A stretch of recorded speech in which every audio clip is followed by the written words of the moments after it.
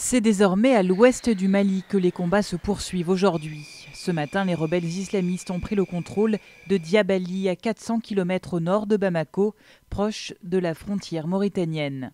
C'est là que les djihadistes ont lancé une contre-offensive, une région où l'armée française tente de reprendre le contrôle. Nous avons mis un arrêt à leur progression à Konna. Cette ville est maintenant abandonnée et cette partie du territoire a été délaissée maintenant par les groupes terroristes.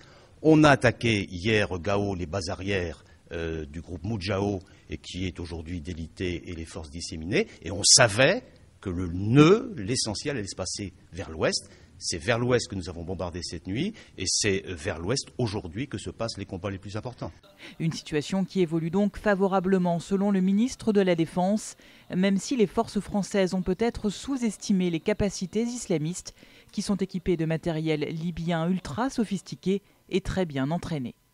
Aujourd'hui, ils sont équipés de 23 mm et de 14 mm qui sont des armes extrêmement fortes, extrêmement bonnes. Et puis à côté de ça, probablement que les forces d'AQMI ont quelques missiles antiaériens.